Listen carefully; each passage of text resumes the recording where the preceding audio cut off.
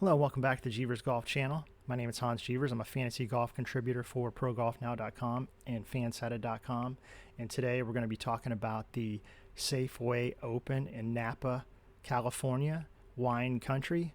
It will be the first stop on the PGA Tour's new season, which climaxed just a few days ago. We don't have much of a break between tournaments due to the pandemic that occurred earlier in the year.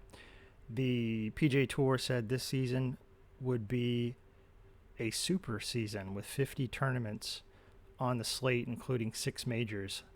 So you have the U.S. Open twice and the Masters twice, so it'll be interesting. But nonetheless, congratulations to Dustin Johnson last week, finishing off the Tour Championship and winning the FedEx Cup. That was quite impressive. I think he may be somebody I'm looking at next week at the U.S. Open. But let's take a look at the Safeway Open, which is the first tournament on the calendar. I should tell you right up front that this particular field is rather weak.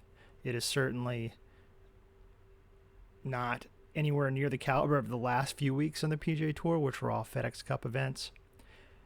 All 30 of the guys that were played last week at the Tour Championship are not in the field this week. Obviously, they probably thought it was best that they sit out this week and get ready for the U.S. Open next week.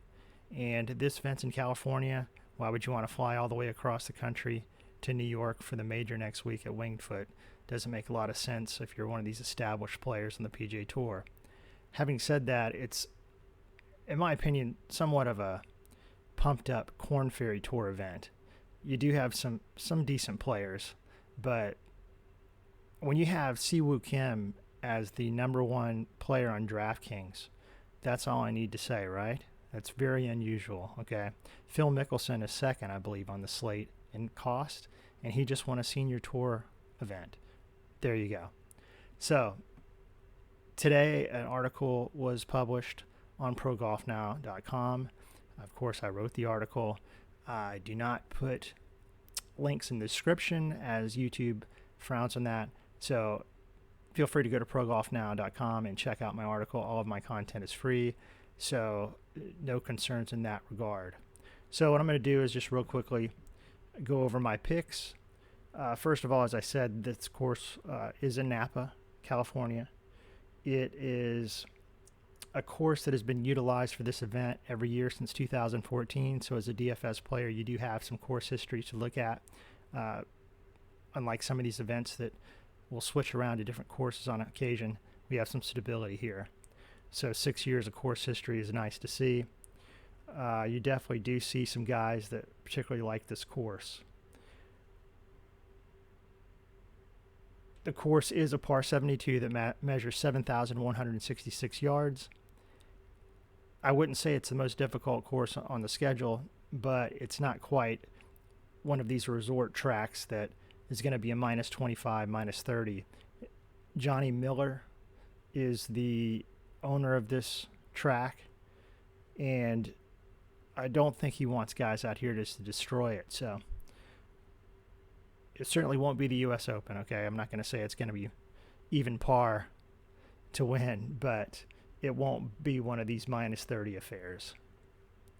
So I'm leading off my DraftKings selections with Brendan Steele at $10,000. Brendan Steele has won this event twice before, in 2016 and 2017, and that's all good. But what's important as well as previous event history is how well Steele is playing, and he has really been stepping up his game as of late, especially in the quality of this field. I think he can really come to the forefront and be there on the leaderboard on Sunday afternoon. He arrives at this event with 3 top 22 finishes in his last 6 events in the PGA Tour, including a 13th place result at the Memorial Tournament in July. The Memorial Tournament is held in Ohio, a very difficult track. Mr. Nicklaus likes to have it in major conditions. If you may remember, John Rahm won there, and it was very, very difficult scoring conditions that week. So to get a 13th place finish there is impressive for Steele. Next up on DraftKings, I'm going with Harold Varner at $9,100. Harold Varner, 30-year-old American, has 22 tournaments played since September of last year, in the last 12 months. In those 22 events played, Varner III has 8 top 30 finishes, including a 7th place result at the Wyndham Championship last month. Additionally, I like the fact that Varner has shown that he likes this track as well. And he has 3 top 17 finishes at the Safeway on this particular course, including a 14th place result in 2018. So that's some pretty good consistent history there on this course. Next up, I'm going with the Australian, Cameron Davis, at $8,900. He arrives at this tournament on the heels of 4 consecutive top 32 finishes on the PGA Tour, including a 12th place result at the 3M Open in July.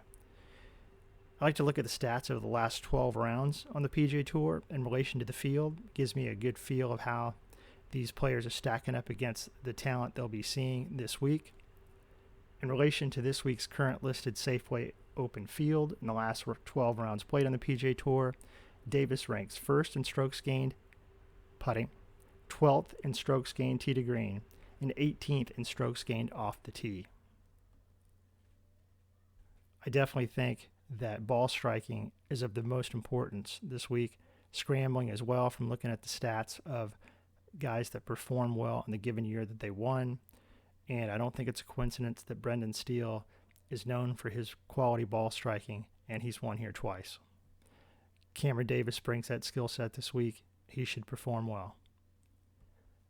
Next up on DraftKings, I'm going with Tyler Duncan, $8,400. He won the 2019 RSM Classic about 11 months ago. And he currently ranks 6th in driving accuracy on the PGA Tour, hitting about 70% of his fairways. I do think finding the fairway on this track will be beneficial. Next up on DraftKings, Robbie Shelton, $7,100. Shelton has 2 top 13 finishes in his last 4 events on the PGA Tour, including a 3rd place result at the 3M Open in July. Now going down the slate, looking for some low-cost value here. I like Chris Baker. Chris Baker has made the cut in his last 5 events on the PGA Tour. Additionally, he finished 20th at the Wyndham Championship last month. I also liked the look of his stats in the last 12 rounds comparatively to this field. In relation to this field, this current listed Safeway Open field, in the last 12 rounds played on the PGA Tour, Baker ranks 3rd in strokes gained approach, 4th in driving accuracy, and 8th in strokes gained tee to green. So that article is out now.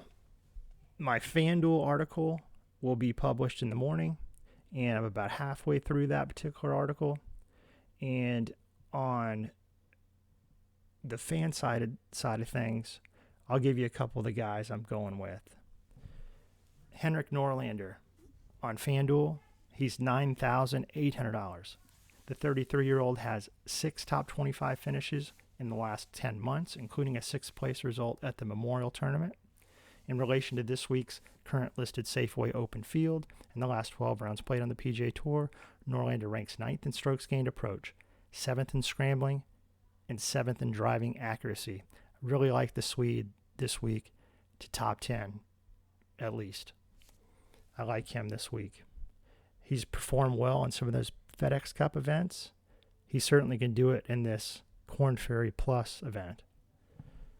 Next up on FanDuel at $9,500, I'm going with Cameron Tringale. Tringale has 8 top 30 finishes on the PGA Tour in the last 12 months, including a 3rd place result at the 3M Open in July. Again, looking at the last 12 rounds, this will be the last one I go with the last 12 rounds. In relation to this week's current listed Safeway Open field in the last 12 rounds played on the PGA Tour, Tringale ranks 5th in bogey avoidance, 7th in strokes gained approach, and 8th in scrambling. I think he fits nicely on this track. And this is the last one I'll go with on FanDuel at $8,600. Adam Schenk, the 28-year-old American, has made the cut in his last 6 events on the PGA Tour. At this price point, you like to see that consistency. It's not just you want some guys just making some cuts here, getting the top 30. They're worth their price point. You wouldn't say that about a guy that's going off at 11.4 on FanDuel, but this guy is going off at 8.6. The 28-year-old American has made the cut in the last 6 tournaments, as I said, on the PGA Tour. Additionally, in those 6 events just mentioned, Shank has 2 top 30 finishes, including a 12th place result at the Barracuda Championship last month. So, one other thing with Shank, he also has finished well on this track before. He finished 14th at the 2018 Safeway Open. He does have a missed cut or 2 here as well, but this is a guy that is an up-and-comer, and I think he's a much better golfer than he was a few years ago when those missed cuts occurred. So we'll leave it at that. Please go check out my article at progolfnow.com and fansided.com. My article will be out for FanDuel. And if you want to follow me on Twitter, you can certainly do that at Jeevers Golf. Again, all of my content is free. It's no $10 a month, etc. It's all free. And, of course, I do a weekly video as I'm doing this week. And if you don't mind subscribing to the channel, that'd be outstanding. Hitting the like button would be outstanding as well. Certainly appreciate you stopping by. Take care. Enjoy the Safeway Open. The next time I see you, we'll be talking about the United States Open. Take care.